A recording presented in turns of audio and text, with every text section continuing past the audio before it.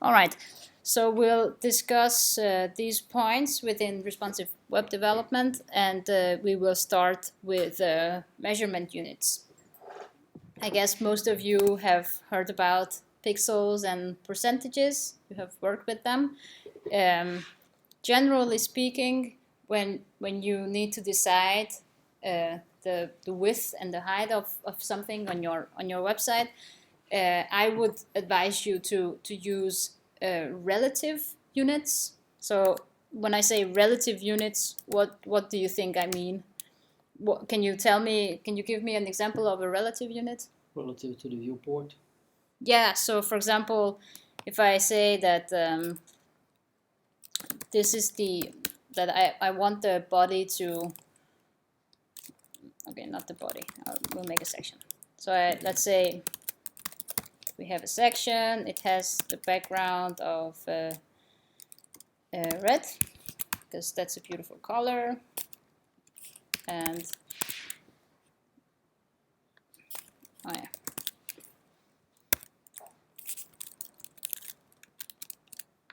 Okay, so we have this section, right? If we want to give it some width in a relative unit, what would that be?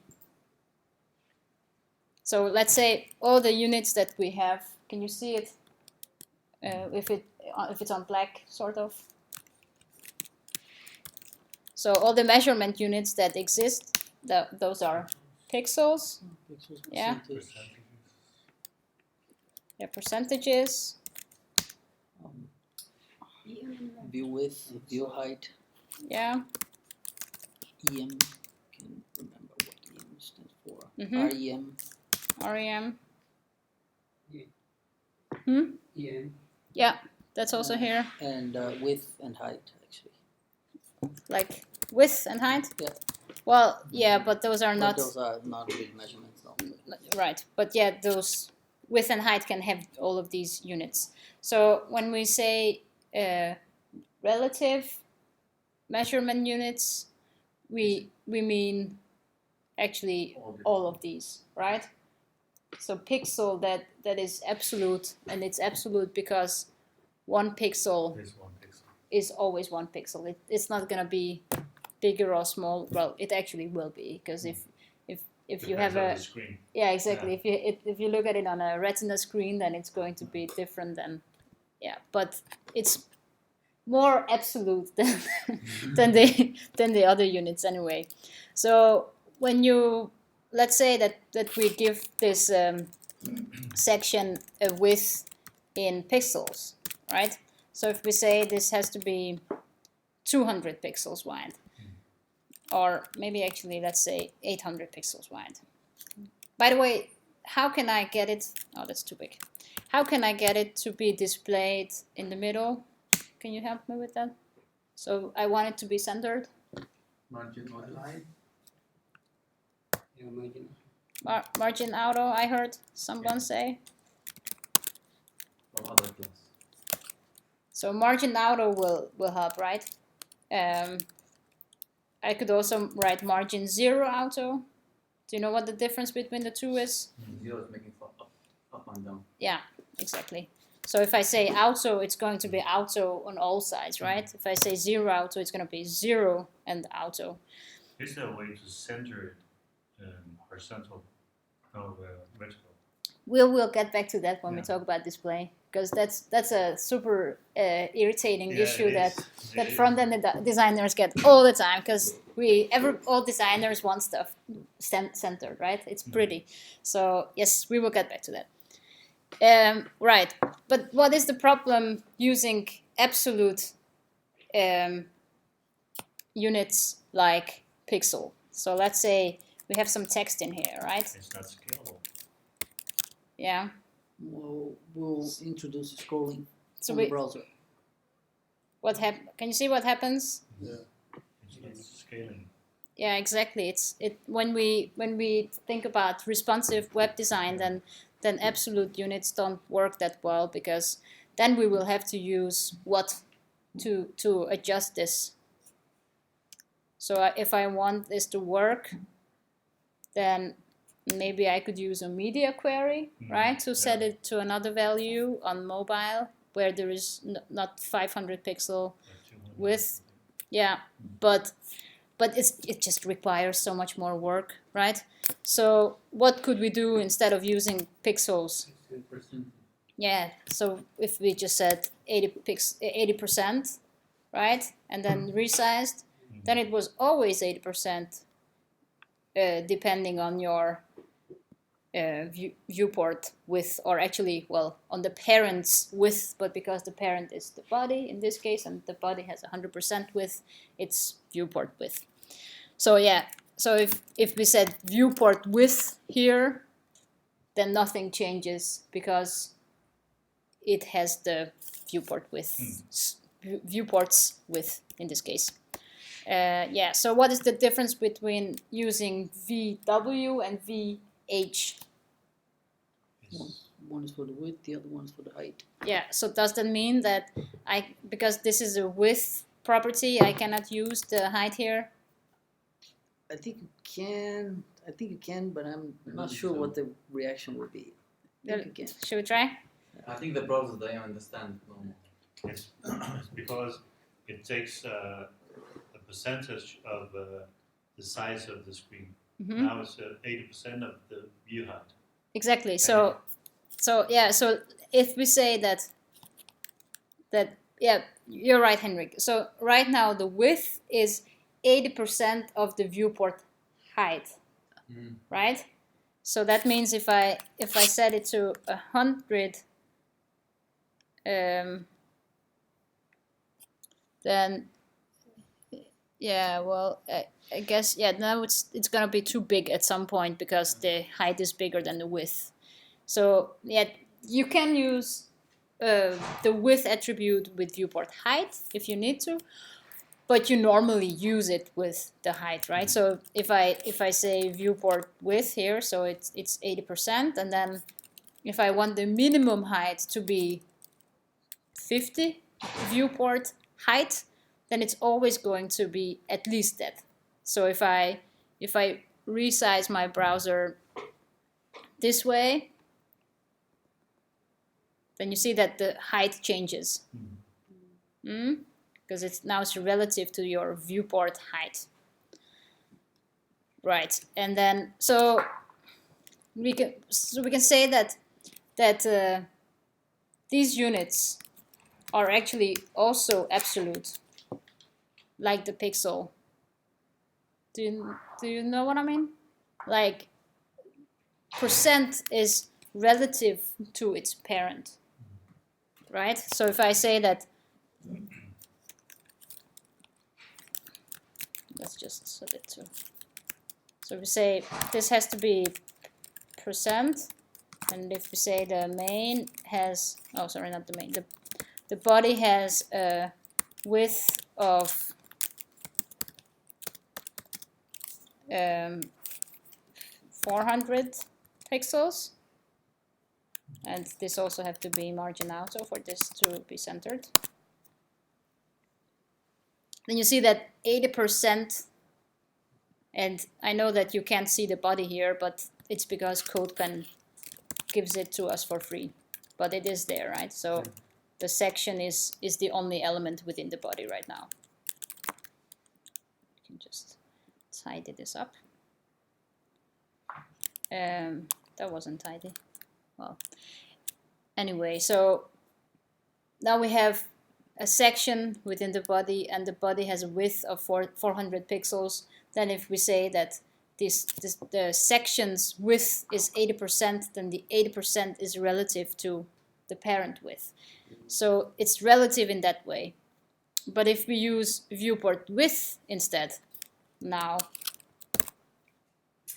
then it's going to be relative to the viewport width still. And in that sense, it's absolute. So it doesn't matter what the parent's height and width is. It's always going to be the same according to your viewport. Which in that case is extending beyond the body. No. Yeah. Yes, it is. So yeah, this is a. Can you give a background color on the body so we can see what happened there? Yeah.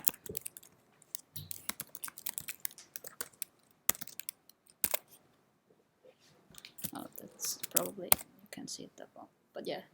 So the body is, It's still, but it's off now. It's no, it's not extending beyond the body, but it's not centered.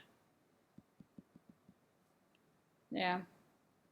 I guess it, I don't know if something changes if we call this a main instead, because I guess the body has some.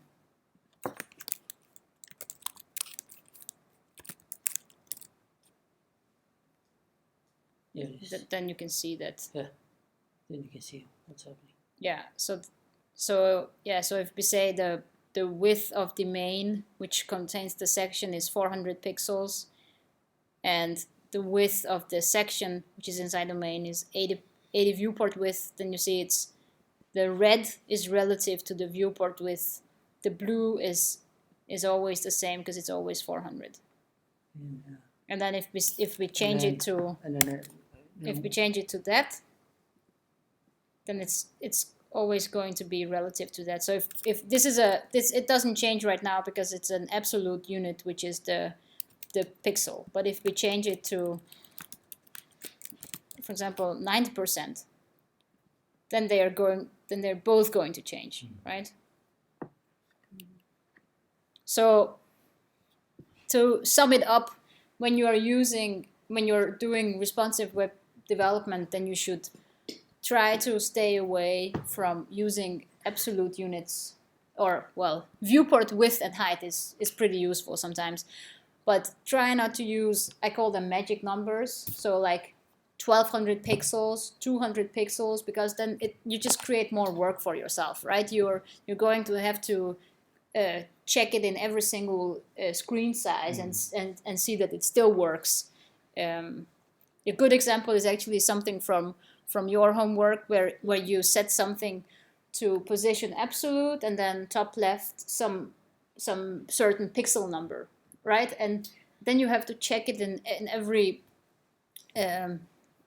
media query to see that it still works. If you set it to something percentage, then it's probably going to work. Okay, what about the difference between EM and REM? Do you know what those are for? Something about the size of the pixels and The font size, yeah, yes. Okay, let's try to give this a shot. I remember that we did something, or we like found some examples of this last time around. Let's try again. So let's say we have a heading. Oh, we say the body. Actually, I can't remember if you do it on the HTML on the body or on the body, but you declare that the font size should be 16 pixels, right? And then you have a heading, and you say that the font size of the heading should be 2 EMs. That will, if we, I'm just gonna save and look at this debug mode because it's easier. So we have this heading. You see the font size is 2 EM. It's actually the same as normalized says, so that's why nothing changed. So if we look at the computed value, you can see the font size is 32 pixels, which is 2 times 16. Funny enough, exactly 2 times 16. So it calculates what 2 EM should stand for. So if we say that, just gonna resize a little. So we say we have this paragraph, right? What do you think is gonna happen if I say that what does it have? It has 16 pixels. It inherits 16 pixels from the HTML and the body. So if we set the font size to 1 EM, what do you think is going to happen? Still 16. Yeah, nothing is going to happen. What happens if we set it to 2 EMs? Yes, it's going to be double as big. So if we set it to 1.5, it's going to be compared to the font size declared on the well, the first ancestor that has a font size declared. So this is it. The inheritance with the EM works the same way as it does with percentages, for example, right? So let's say we create a section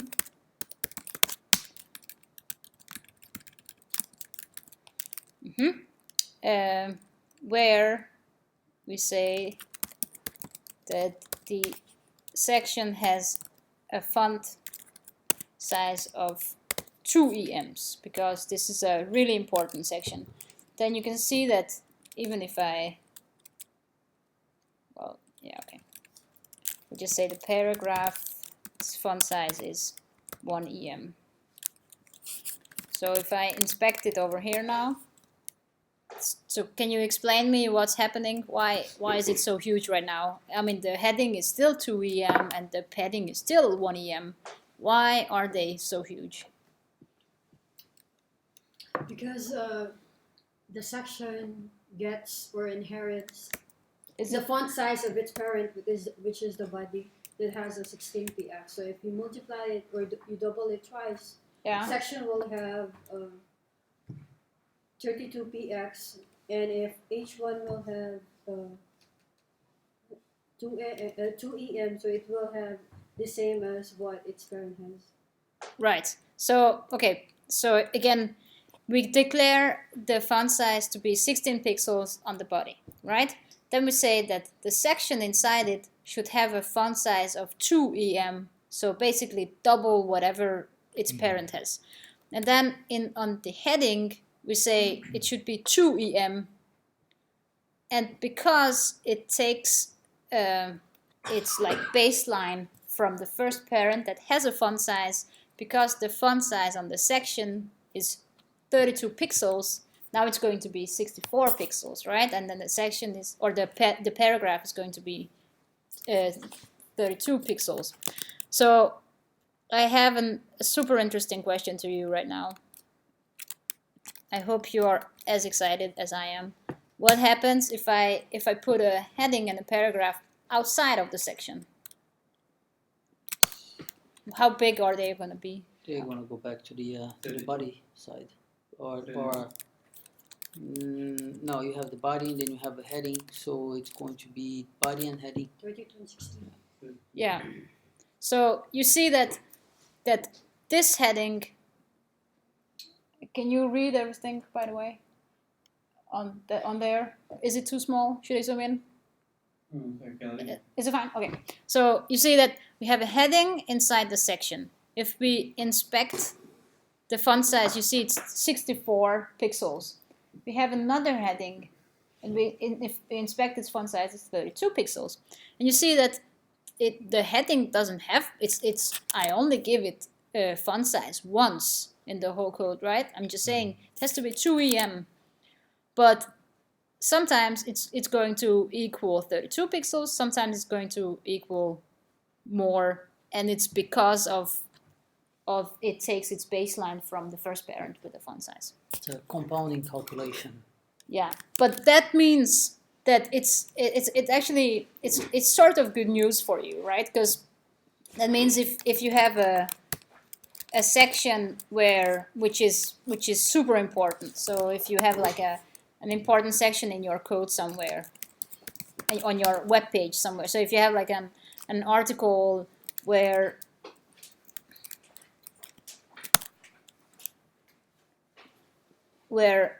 things are more important, then you can just set that font size to 2 EM, and everything inside it is, you don't need to change anything else in your code, because everything is going to inherit stuff from that section. So you can use it to your advantage. So what is the difference from... Did you have a question? Yeah. Yeah?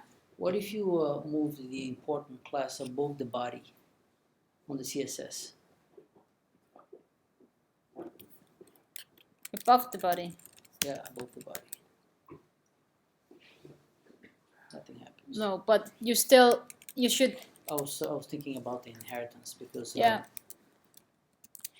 well, you should try to the order should be normally when you write your CSS code that you go from more generic to more specific, right? So this is super generic. This is like global code, global styles. Then you have some element styles, which is the most unopinionated things that you can give to each element. Like there I would have styles like my image has to be display block, not more, not less, or that my H1 has to have this font size and my H2 has to have this font size. So it's I'm not giving it any colors, I'm not giving any text align. It's just very unopinionated things, generic things. And then under that I would import component specific things. So it's something that is more specific. So yeah, I would, like my main article and my footer and my, more like component stuff. So by the time we reach down here, we have all this generic stuff declared, because that way it's easier for you to like get a hold of, like keep ordering your code, is my experience. Yeah. Okay. Now, when you talk about, I've read about, different opinions on media queries, and I've seen lately that some developers, they start, instead of putting all the media query at the end, they actually they do the media query right after they declare a class that has to do something. So they do the media query right after it. Yeah, I do it too. So everything that is has anything to do with my footer will be in one place. So I would create a style sheet for just my footer styles, and then everything would be in there, or a style sheet for my header styles, and then everything would be in there. Yeah, it's the easiest to, like, when you have a big code base to keep a hold of everything, in my opinion. Okay, right. So, do you guys know what the difference is between EMs and REMs? It's the root. It's what? It's the root EM. It's the root? EM. Yeah. So whatever is the root, which is HTML or the body, whatever thing or size that you put there will, if you use it outside or any of the element, they will inherit that instead of its direct parent. Right. So to explain that further, if we look at these things, and we are only using the H1 and the P. Okay, so if we say that now we say that we declare this in REMs instead, and that one in REMs, and that one in REMs instead. Then you see that what happened is that the two sections, the important and the non-important section has now the exact same font sizes, even though I said that the important section should have 2 REMs. So the difference between this heading getting the font size 2 REMs and the other, and it getting a 2 EM font size is that now it's inheriting it from the body. Now it's not, or the HTML or the body. It's not looking at its parent anymore. It's not going to like try to look up and up and up and up and find, do you have a font size? Do you have a font size? It doesn't care. It just looks at the base font size, which is on the body or the HTML, and it's going to use it as a baseline, right? So it's absolute. You can say like in this way, absolute. So just go direct to the main one. Yeah, I don't know if you could call it absolute, but it's less relative. Yeah.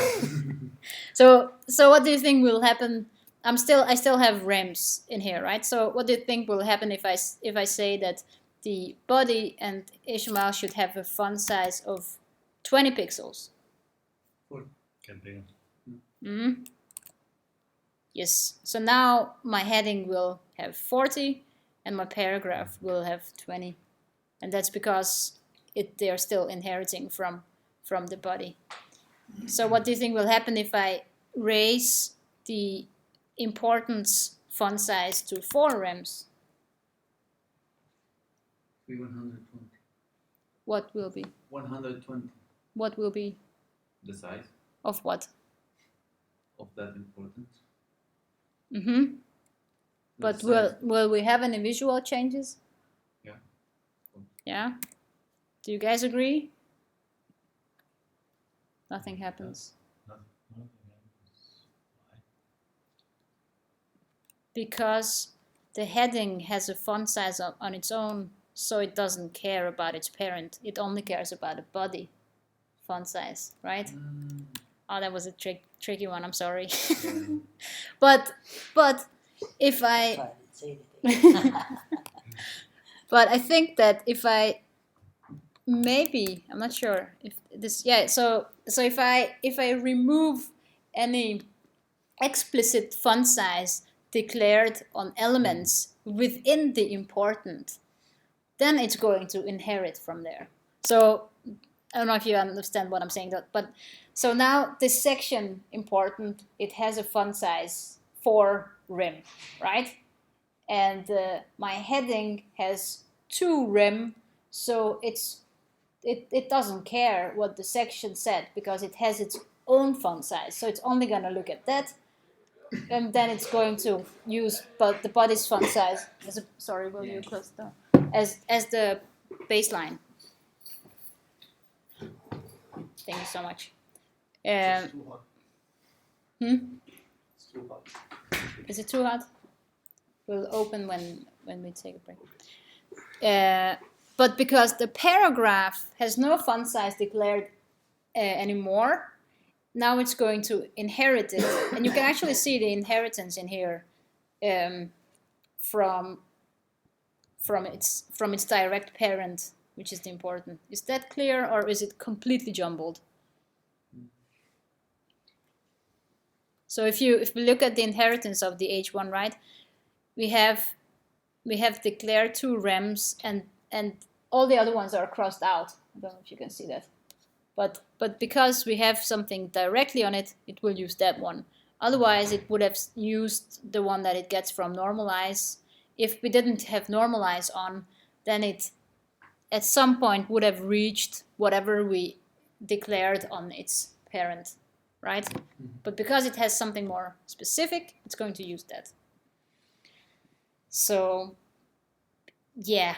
You will see, I mean, it's good to understand it, how it works, sort of, when you see it. I myself normally just use pixels for font sizes. But, yeah, you will see what you do in your career. All right, so that was the first point here. Media queries. Have you guys worked with media queries before? What are they used for? To make a different display depending on how, for example, in different devices. Yeah. Example. Right, so let's say we have this. Now we only have one section. We don't need the other one. So let's say we have these styles, right? This is our website, and we want to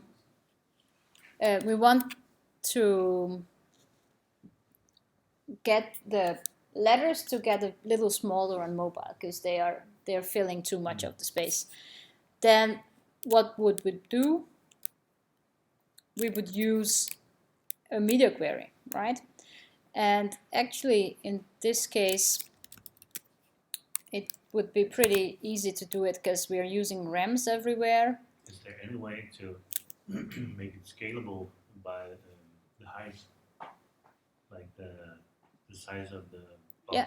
Well, that's a good question. We can actually declare the font size of things in viewport width if we want to. So now the heading has 2% of the viewport width. So this way to always get better, bigger or smaller depending on the viewport I width. think if you sit and watch it on a bigger screen, Yeah. then it would automatically make the font the correct size instead of sometimes if you look at a bigger screen, Yeah. you have in the corner the screen because it's designed for a minor screen. Yeah. Yeah, well, there are some people who use font sizes in viewport width and viewport height. You can also do that, but I don't really like to because I don't like losing control. So I don't like that at some point it's just gonna either get too big or get too small. So what I normally do is I use media queries to resize them, and actually a really easy way to do that is if you use rems on everything that you have, right, all your different elements, then you can actually just get a media query. I never write them myself, so I have no idea how to write them. So we'll go through what means what in there in a second. So actually, if I just say that I want the base font size to get smaller on a mobile, can you see that now it's getting smaller? Everything gets smaller, even though the only line of code I'm writing is this one. And that's because now the baseline font size has changed for everything that uses rems. So that's actually a really nice way of creating responsive font sizes for your website. Actually, I've realized this when I taught rems last time around, and it made me change the font size structure on my current website completely because it's such a smart mode. It's such a smart way. You like save a ton of code by doing this and then using all your font sizes in rems. Okay, but again, the rem is relative to what? To the parent or to? So the rem is relative to the base, so like the outermost container. The whole thing. Okay. Yeah, which is the. I think it works with the body. I don't think you need the HTML actually. No, you do. Okay, sorry, you do need the HTML. I remember something was weird about this. Okay, so let's see. Yeah. So it has to be the outermost element in the DOM, which is the HTML. So it needs to be declared on that for it to work with rem, apparently. Okay, but the saying that I reset the website before I started working, and the reset, how does it put it in this way? Like, what is the font size, the default on the reset? On the reset? Yeah. What do you mean when you say reset? Okay, for example, I have this website and I already linked it to the reset file, which of course has the font size at some point. Right. So if for example, it stated that the font size is 10px, so then when I use the rems, it's going to be related to the 10px in the reset file. Right? Okay, so the way the order in which you import your CSS files or like structure them, order them, is the reset files come first. Yeah, exactly. So you would have all your reset files in here. You would have all your box sizing fixes. Oh, these don't work. I think it's because I'm not allowed to write. No. Okay, never mind.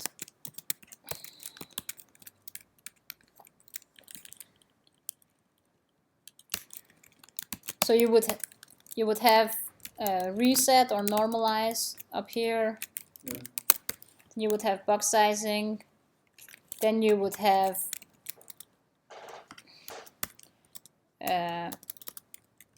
element styles. So for example, you know, your H1 has to be true rim. Yeah. Stuff like that. Or paragraph styles. Those would be separate files, by the way, in my projects. All of those. I can actually. For every reset thing? Yeah, I can show you an example of the current project that I'm working on. It's sort of using that structure, not completely, and it's actually using JavaScript to compile all the CSS, so it's a bit weird, but I can show you anyway. So go to. So I have all my settings files here where I declare variables, and I know it's partly JavaScript, but ignore that. So I declare all my breakpoints, for example, here, right? Don't know if can you see it, sort of. And all my colors are these colors. I declare what the positive color is, the negative color, the brand color, stuff like that. So that's the first layer in my code. Then I have the generic layer where I declare box sizing and normalize and reset and stuff like that. Then I have the next layer where I have a file for each HTML element. So these are only things that are super generic. I'm just like, for example, on the headings, right? The only thing that I'm using is margin top, margin bottom. Then I have some hyphen styles, like hyphenation things. Nothing else really. These are just font family, font size, font weight, line height. So really low level, right?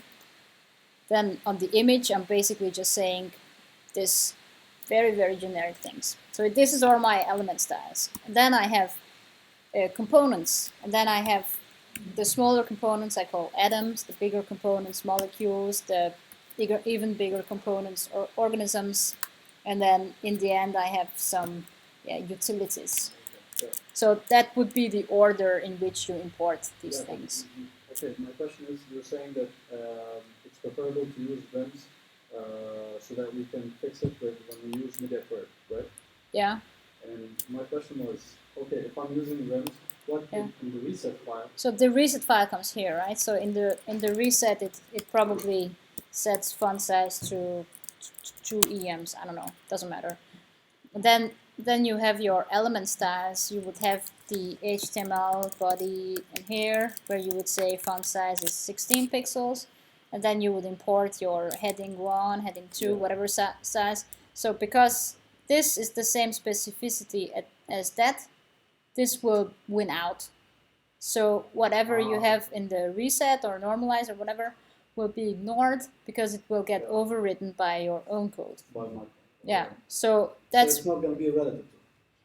It's not going to be relative, and the reset code is really nice, but some of it will get overwritten by your own code. It's just it's reset code and normalized code you will never see unless you don't declare something yourself.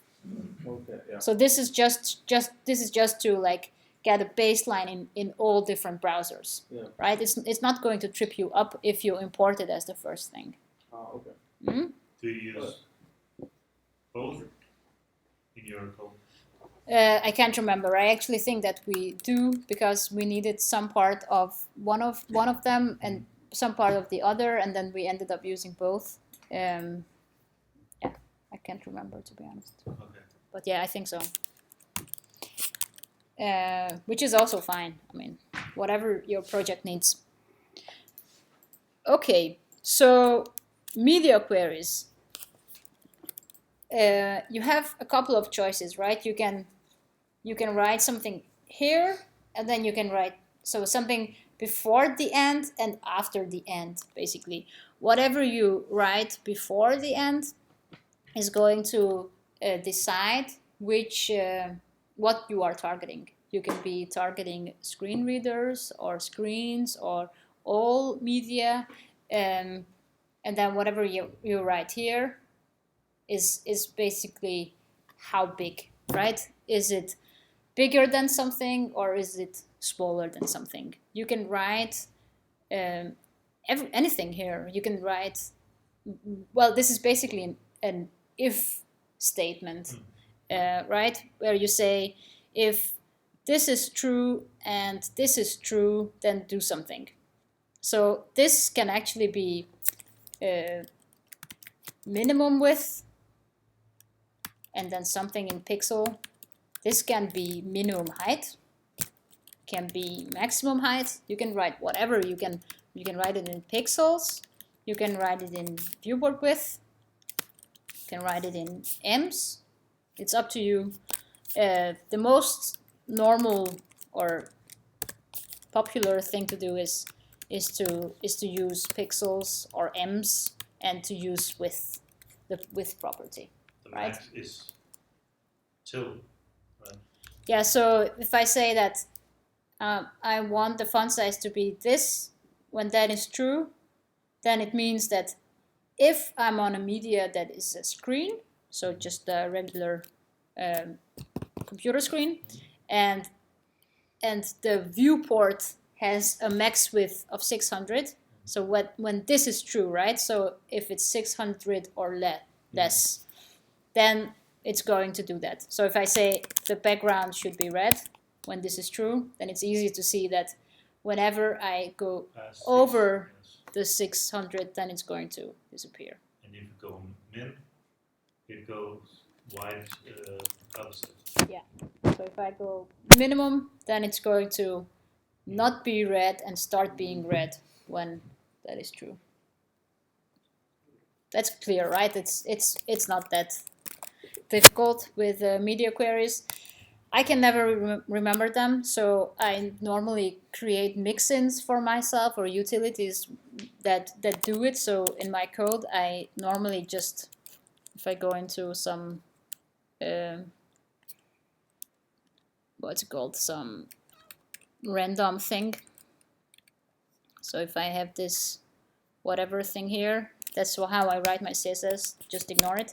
Then I would just use the media query like this, md max, and then write something, so background red or whatever, and then it would calculate which breakpoint I mean, and that I mean maximum of that one.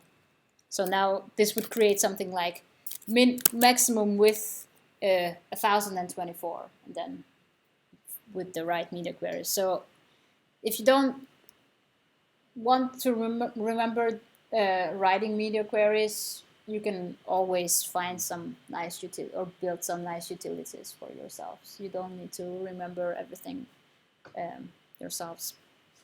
At some point, right? Well, it's nice to. You can build your own at some point. Yeah, or you can just Stack Overflow it, right? Yeah. Do you have any questions about media queries? Not really questions. I guess is gonna come up when we use it. Yeah, and you're gonna use it soon. When it is best to apply. What do you say? When it is best to apply. Yeah, when it's best to apply? Well, when you need it, right? Yeah. Depends what goal you have for each side. Yeah. Always with websites you have some data from the bottom. So you always use it. Yeah. Okay, I'm going to go through one last thing shortly, and then we'll take a break, and then we'll have an exercise after the break. Okay? So what I would like to go through shortly is display flex, because it's so important and so used everywhere today that it's really important that you know how to use it. And I know it's super confusing in the beginning. So what I used a lot in the beginning to understand Flexbox was actually this resource on CSS tricks, which explains it quite well and has some good visual elements. So whatever is on the left side are container properties, and whatever is on the right side are children properties. And that's the weird thing about Flexbox, is that sometimes you need to create a container for stuff to work, right? So for example, let's say we have we have two divs, or maybe I don't know, I'm not going to do that. Well, let's say we have two divs with some paragraphs, always the same. And we want them to be displayed next to each other, right? But what would you think? Like, if you're floating stuff, then you would probably have to do something with the divs, right? But what is difficult to understand at first is that when you're using Flexbox, you actually need to target the container, right? You don't actually need to do anything with the divs. So if you want these two to be next to each other, do you know what to do with Flexbox?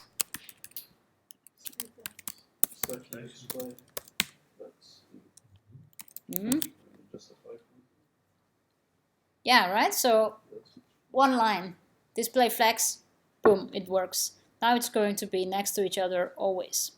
That's nice. That's it? Yeah, we're done. Go on a break. What about flex end?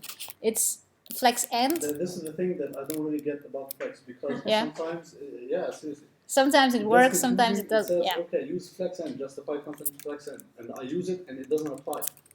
And I try to use it in the container, but I don't know the container is the direct parent or the overall parent. But this about the section, that you target the section, is my keyword, because that was the most confusing, because you target the wrong. That's what I'm saying. I don't get it. Okay, we're gonna make them a little different, so it's easier to see. Right, let's say that this div has a minimum height of 400, right? Ooh, that was interesting. So actually, we're not gonna do that. We're gonna just add some more content here instead. So the default is the flex flow. The default is row, and the flex is going to, when you have it on row, the flex is going to take up whichever div or element that has most of the content. So let's say if you add more content to the blue one, double as much, then you're going to have white space on the pink one. Okay. Because the default is stretch. The align, I think, is justify content or align items. Is the default is stretch. Yeah. Okay. So yeah, what's happening right now is, because we have added more content to the right column, it's just going to take up more space instead of them both being equal height. So what you can do to handle that is target both. So I'm just writing div right now because both of them are just divs, but you would probably do it with a class called, I don't know, so this would probably be your class something wrapper, whatever, and this would something be item, something like that, normally. So you would not, and this is purely for demonstration purposes, right? You always target with classes, not with elements.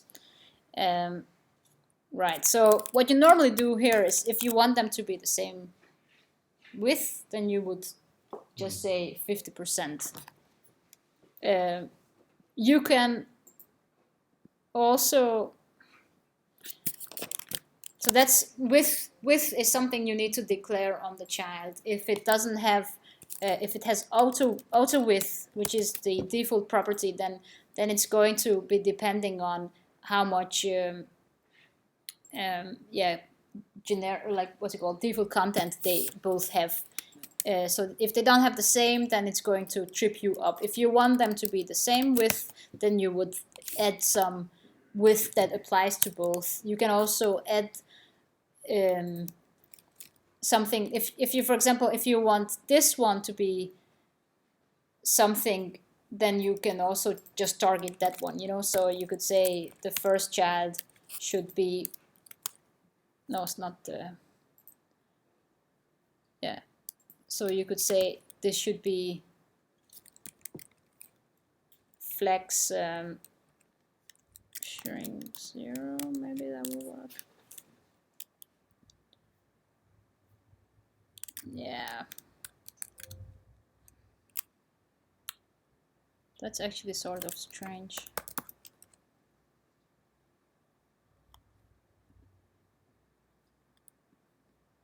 Yeah, well, it's a bit difficult to show stuff where I don't have a concrete example, but Can I ask a question? yes, you can. What if we don't do that and we just make display div inline, or they will jump together? Because div by default it's block. Mm-hmm. If we don't make a display section, we like remove section and we just make div display as inline. Right. So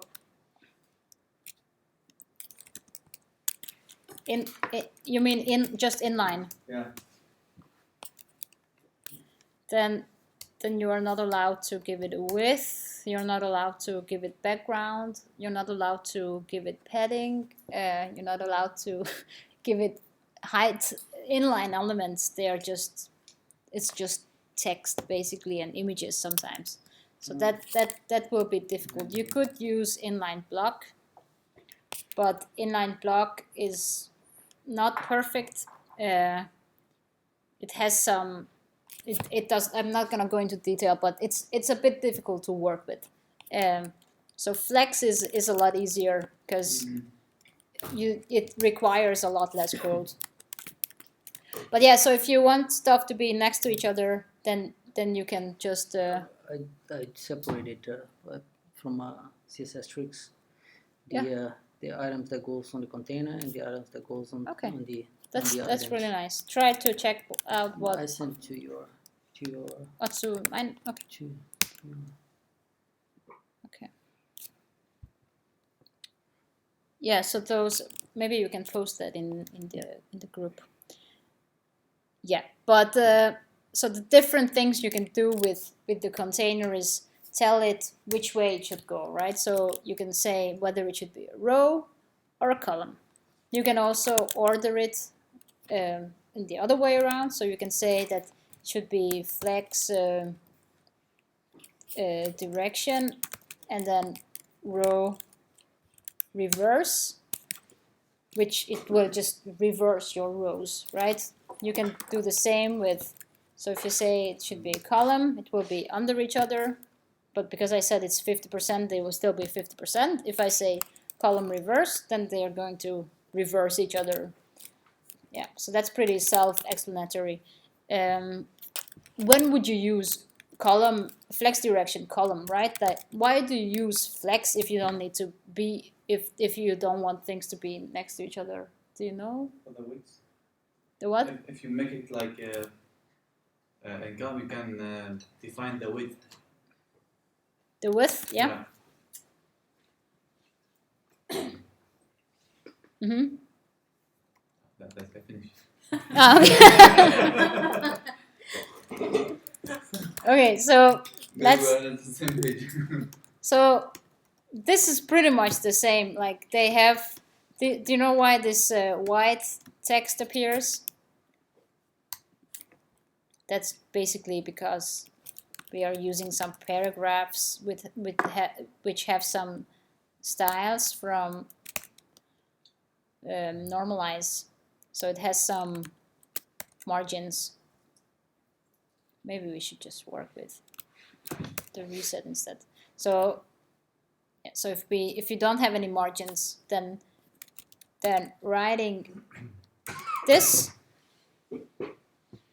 so writing display flex in column on the parent or not writing anything is gonna be the same, right? Yeah. So the reason why it can be useful is, for example, if you want to center things horizontally. So for example, if your body has minimum height of 100 viewport height and it has a background of I don't know, green. Do you know what this is, by the way? What I'm doing here? That it's because I'm using CSS. I'm not just using CSS. So I'm converting the color to be RGBA, and this one is not RGBA. This is just the CSS color, and the second one is basically saying that the alpha, so the transparency, should be 20%. So it's just so that I don't have colors which are extremely ugly. Yeah. So that's why I'm using those. Okay, so let's say this is my body, right? I want these two to be centered in the middle. I want them to be centered in every single way. If I don't use flex, then they will look this way, and I can even use what to center them horizontally. But I don't have anything to center them vertically. Absolute. Yeah. We can make it absolute. You can make it absolute, but what if I have something under them? It will cover. What do you say? It will cover it. Yeah, exactly. Yeah. Resize the browser. So using position absolute is using position absolute is always a bit risky, because then you take stuff out of the DOM, and then if you have stuff coming after it, then you will have to deal with positioning that correctly. So I always try to avoid it if it's possible. So what you can do with flex is you can use these two properties, and those are the ones that I use all the time.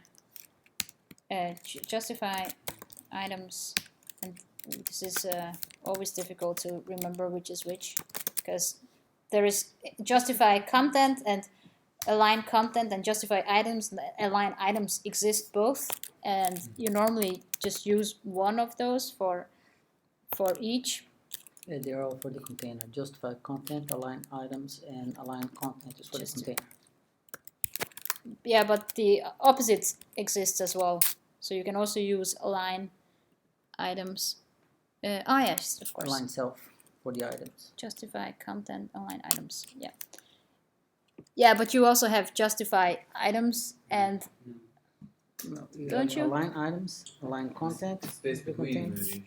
and then you have align self for the items. Okay. As far as I remembered. Align items, yeah. Okay, so maybe it's just align content and align items that exist both. But yeah, it is. Sometimes it results in the same thing sometimes, but you normally use justify items and align content, right? Yeah.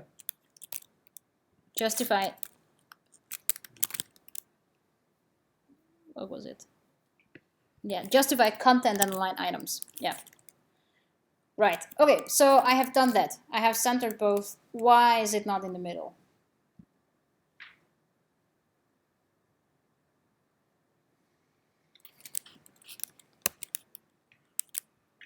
Because the one of them needs a height. I can't remember if it's a container or the items one it needs to have. I think it's in that case it needs to be the container. The container needs to have a height. So you get a star. That's yeah, exactly. So the reason, if we inspect it with the DevTools, but then you can see that we have added a minimum height of something to the body, and if we don't do that, then the body is actually only gonna get the height of whatever content it has. So often we need to say that it has to be 100% or viewport height, and the same goes for the container, right? So if we say this also has to have a minimum height of 100 viewport height, actually I think it could inherit it. Inherit? No. Oh, because it's a minimum. So if we say it has to have a it can inherit. Okay. Yeah. So it can inherit whatever I put on the parent. The wrapper can inherit, and so if it has the same height, or if it has all the height that we want it to be centered within, then it's going to work. Do you understand why it has to have a height? So why it's not enough that it has this height? If we want to center these two in the middle, is that clear? No. Okay. So what we are telling the wrapper right now is that it should be flex, the direction should be column, and it should justify content center, which means that it should center stuff horizontally. And it should also align item center, which means it should center stuff vertically, right? But our problem right now is that it's doing that. It is centering things vertically, but it is centering stuff vertically within its height. So it's the wrapper doesn't have the height in which we want things to be centered. Yeah? So you can see the blue area is its height, and that's where it's centering things. So if we give it a minimum height, we don't need to use that property. We can also just use minimum height 700 pixels, right? Then that is its height now, and it's going to center things within its own height. So if it has a height of 100%, yeah, that's not going to work because it has to be the minimum height which it's inheriting. But yeah, if we say minimum height of the same as the parent, or if we say height 100 viewport height, then it's going to work. I don't understand what the meaning inherit is. Inherit, it means that if we say minimum height inherit, then the section is going to go, okay, inherit means always get something from your ancestor. So in this case, we want it to inherit the minimum height. So the section is going to go, okay, I look at my parent. Does it have a minimum height? Yes, it does. Then I'm just going to have the same. Yeah?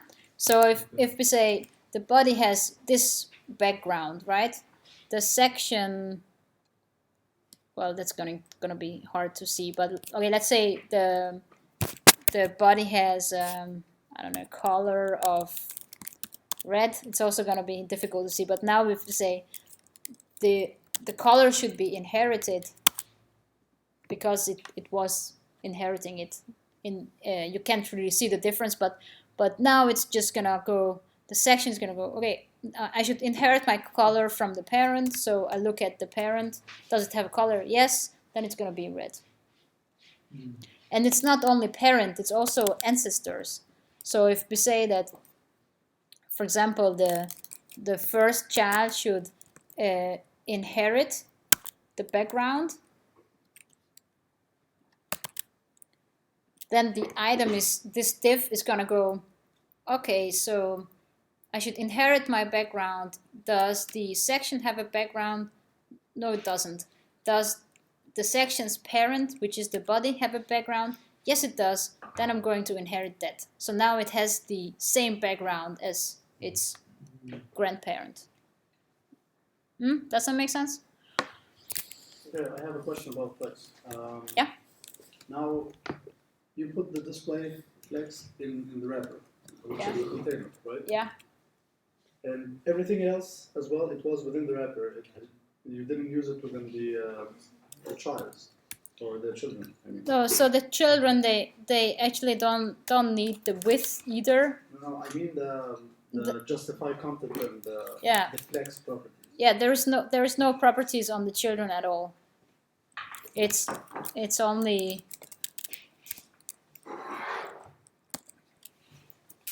it's all on the parent.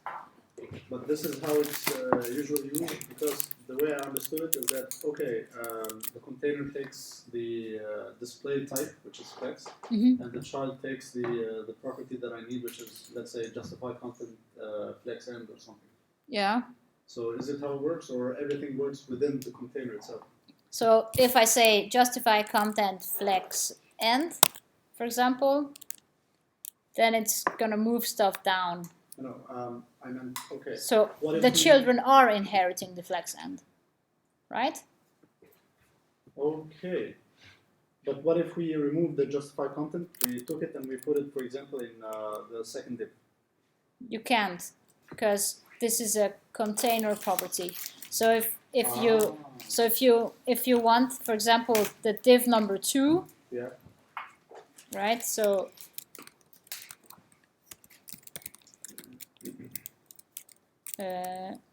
and child 2. Let's see if this is working. Yeah, it is. Good. So we're targeting that one, right? So if we say justify something, then it has to be self if it's in the child. Align self. okay. Align self. Align You see, self. that's a huge difference now. Yeah. Well, it's both. So the reason why it's acting a little weird is when you use flex direction column, then you actually justify content is going to affect the vertical stuff, and align items is going to affect the horizontal ones. So that's why this one is, if you don't use flex direction column, then this will affect the vertical things instead. Mohammed, I put it on the Odense channel, the properties, the flex, all the properties from CSS tricks for the container and the flex island. So when you set a container to a flex, right? Yeah. All the elements in the container become flex items. Yes. And then so you have a specific set of settings for the container, for the flex box, and you have a specific set of settings for the flex items, and you can't change them. The only, and I hope I don't confuse anybody, the only way you can apply a container settings into a flex item settings if you also declare that flex item as a flex box. Then you can apply a container. But then you are not gonna do what you want, because then it's not gonna be a child anymore. It's gonna be a flex parent. It is a child and a parent. Yeah, but you're not gonna be able to. That's why it's a little confusing. Yeah. I spent 2 days. Ignore that. But you can have nested flexes. What the confusing part, and now it seems clearer, is that I thought that for the container it takes the display type. So whether it's flex or something else, and the child takes the property of flex. So if it was display block, then the child takes something else. And for the flex, so the display, if it's flex, then the child or any of the children that I need to work with, they take the property that I want, like flex end or flex direction or justify content, all of these stuff. It comes with the child, not in the container itself. So I thought, okay, let the container be flex, and then the properties, I use it with the children, not with the container as well. Right. This is how I understood it. You know what I mean? Yeah. Yeah, but it's actually, I think there's actually more properties for the container than there is for the items. Yeah, the but you container can is see 1, that- 2, 3, 4, 5, 6, 7. Look, 1, 2, 3, Mohammed, 4, it 5, says There's a logo. properties for the parent and properties Yeah. for the children. So everything that's on the left side is for the container, For the content. Yeah. and all of these are for the children. Okay. Yeah, but this is what I thought. Like, if you go up a little bit for the Yeah. justify something. Mhm. So I thought, okay, I give this to the children. as well. Yeah. So yeah, I misread the whole page, to be honest. Yeah, but you can, like, for example, if we say that we don't have flex direction column, right?